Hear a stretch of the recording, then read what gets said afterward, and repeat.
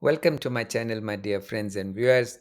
Today is the seventh topic of our 10-part series, and this is age appropriate AI guidelines for introducing AI in early childhood education and care, or preschoolers.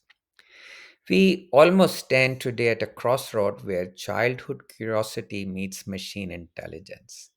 Parents are told to prepare their children for an AI driven future. Yet few ask at what cost to their humanity. Just as we wouldn't hand a toddler a coffee or car keys, we must question the wisdom of handing them unfiltered AI. Technology can illuminate young minds, but without guidance, it can also replace wonder with automation. This vlog asks a deeper question: not how early should children meet AI, but how human they remain when they do so. So let's begin today's journey: age appropriate AI guidelines. Pediatricians strongly discourage caffeine or unsupervised driving for children. AI must have its own age guideline as well. 2024 research by Common Sense Media found parents feel pressured to introduce tech early, often as digital babysitters. Why are we doing so in Australia? Could be 2024 UNICEF report that reports 1 in 3 Australian children still lack proficiency in literacy or numeracy. Instead of rushing blindly to introduce tech earlier, we need to remember AI's power. It's unpredictable, biased, and adult centric. Content make it uniquely risky. Unlike passive screen time, AI engages interactively, which can blur reality for children under 10. The real question for us to ask is not can kids use AI, but should they? In one of my previous vlogs on the series, we concluded that AI should never replace human scaffolding. So, core principle: AI as a tool, not as a teacher, to supplement, not to replace. Does this use of AI expand or replace a code development need? Benchmarks are: preschool sensory play should always be greater than screen time. In the high school, critical thinking about AI should be more than passive consumption.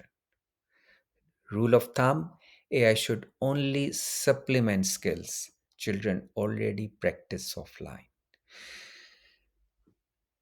In the early learning where inequity already exists and it may stunt their imagination, today we are adding it AI. We need to consider, should it be extended, and if yes, to what extent? A child who finger paints build neural connections in fine motor controls and creativity. If that's replaced by AI art generator, the cost is hidden but real. Skipped milestones. Similarly, AI that explains concepts too early risks reducing curiosity driven trial and error. Let me present a simple filter for parents and educators. Would the child still thrive without the AI tool? If not, it's dependency, not development. Remember, the American Academy of Pediatrics report stressed on supplement use of AI, not to supplant.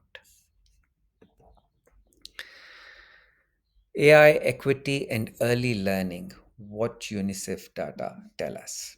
Nearly 6 million Australians live in childcare desert. First Nation and low SES children are twice as likely to start school developmentally vulnerable. 1 in 3 Australian students are not proficient in literacy or numeracy.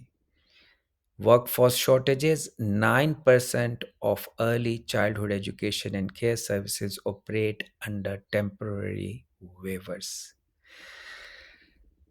AI could widen a bridge of equity gap depending on ethical integration. This slide provides crucial content from UNICEF and ARACY's 2024 Learning Domain Report. Australia's early learning landscape is deeply unequal. Millions of children live in childcare deserts, and those in disadvantaged or regional areas often start school already behind. Add to this severe workforce shortages, and we see why policymakers are exploring AI assisted tools to fill learning gaps. But the danger lies here. If AI systems are introduced without human supervisions or cultural sensitivity, they risk reinforcing inequities rather than solving them. Remember, AI must supplement, not substitute. The human connection missing from under resourced systems is vital. Technology can amplify inclusion only if we first design for fairness, not convenience.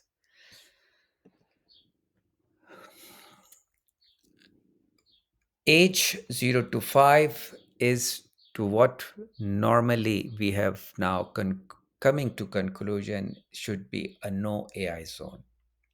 Why? Brain development thrives through sensory play, unstructured social interactions. Exceptions, however, there are, for whom assistive tech, such as for disabilities, will be of tremendous help. AI free environments linked to 25% stronger executive function is a Norway study 2024. The first 5 years are about embodiment and exploration. Screens, let alone AI, risk reducing real world messiness. Mud pies, block towers, rough and tumble play that wires the brain for problem solving and resilience. The Norway's findings sets it clearly. Children in AI and screen free preschool demonstrated higher executive functions, skills, and self regulation. However, please note assistive technology for children with disability is helpful. AI can empower inclusivity, but that's a medical intervention, not an entertainment tool. So, for average normal early childhood or preschoolers, the younger the child, the more analog the world should be. Age group 6 to 10, supervised AI apprenticeship. A UCLA longitudinal study shows 1:3 between screen and physical activity boosts both attention span and academic outcomes. Encourage parents: if you are not learning with them, they are not really learning from AI. This point is augmented from another perspective. A 2023 study from JAMA and National Institute of Health analyzed screen time and physical activities in United States adolescents, finding that a combination of high step count, more than 12,000 a day, and low screen times, less than 4 hours a day, is beneficial for minimizing the risk of overweight or obesity. So that's another way to look at it. Uh, Keep the kids away from exposure or overexposure from AI screens.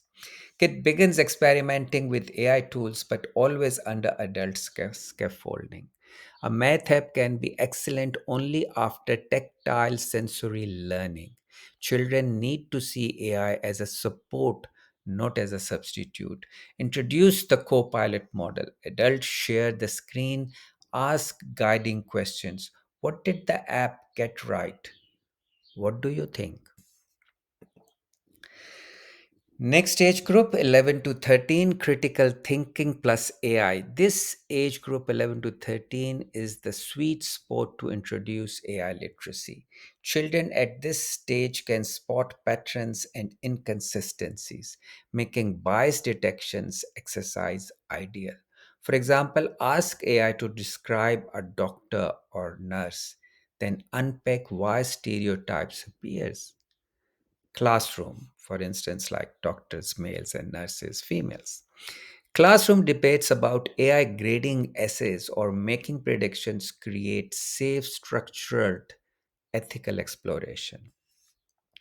UNICEF's 2024 framework on children and digital literacy emphasizes bias recognition as a core skill for preteens. Encourage parents and teachers to treat AI like a debate partner, fallible, sometimes insightful, but never unquestionable. The next age group, 14 to 18, specialized plus ethical use. Advanced tools can be used, coding with AI pairing programs, research with AI as a starting point. Mandatory should be digital literacy courses on AI's limits, like deepfakes. And what new AI portfolio should lead students to track where AI helped versus where human judgment was needed. By adolescence, the conversation shifts from avoidance to mastery. High schoolers can and should use AI in coding, essay drafting, and research, but alongside explicit ethical framework. Stress the value of AI portfolios to the students. Estonia requires teens to keep AI journals, documenting when and why they accept or reject AI outputs. This practice builds critical reflection and discernment. High the high point of OECD finding 2024 was teens trained with AI plus human revisions outperformed peers by 30% in critical writing and assessment. The goal isn't early adoption, it's mature integration with accountability. Case study. Let's take the case study of Finland AI staging, arguably one of the best countries' earlier learnings models. Primary AI only for language support for immigrant students. Secondary AI ethics embedded in curriculum results highest PISA scores plus lowest tech addiction in European Union. Finland is now piloting AI free nature immerse days weekly. Finland's proof staged AI use strengthens, not weakens competence. Their early exclusion of AI and screens doesn't hinder tech literacy, it deepens it later. OECD's 2023 review shows Finnish students top Europe in media literacy and misinformation detection. And to it, their latest innovation, weekly AI free nature immersion days in schools, are reinforcing balance and the mental health. Parents teacher checklist. So, where we are heading for under 10, does the app have an off switch for AI features? Is it used after real world exploration? For teens, are they fact checking AI outputs? Can they explain the tool's biases? Family and teachers, AI contracts must be there to set clear expectations. Provide for young children, the app should never replace embodied play. For teens, the benchmark is awareness. If they can explain AI's build spots, they are ready. Introduce AI contracts, written agreements between families, schools, and students about usage, supervision, and accountability. For example, in Japan, family requires offline mastery before online AI use. This clarity reduces conflict and helps children internalize boundaries. Closed by stressing AI safety isn't just about apps, it's about consistent, habits, and shared expectations. So, what are we asking for? Demand policies. Schools should publish AI use guideline by age group. Challenges this week: swap one AI activity with an analog alternative. What can be new thing? To advocate for national pediatric AI guidelines like screen time rules for Australia. Advocate for AI inclusion standards that prioritize children in underserved or regional communities. Parents and educators can lobby school for transparency in age-based AI policies. Broaden the challenge. Every child should experience one swapped analog activity this week, replacing AI drawings with real crayon and AI spelling with chalk writing. Stress urgent need for national guidelines such as screen time as uh, recommended by pediatrics community. AI now requires similar consensus. What we need is childhood is not a race to digital fluency. It's a careful unfolding of curiosity, resilience, and embodied experience. AI has a role, but it's a latecomer, not a starting point. What are the five takeaways of today's vlog? Age 0 to 5, AI free zone accept disability support. Age 6 to 10, AI apprenticeship co piloted by adults. 11 to 13, critical thinking and bias spotting. 14 to 18, specialized ethical use with accountability. And lastly, policies and parental contracts, guardrail before exposure. Childhood development thrives when AI is integrated gradually, not prematurely. The model is simple: protect early play, scaffold middle years, teach bias in pre-teens, and encourage responsible mastery in teens. Parents and teachers remain the co-pilots, not passive bystanders. The overarching message: AI is a tool, never a teacher, and certainly not a babysitter. The references those I used for today's vlog are in front of your screen. If you like, please go through them or add into your own research patterns. Um, Thank you for watching. Subscribe and like if you find it useful.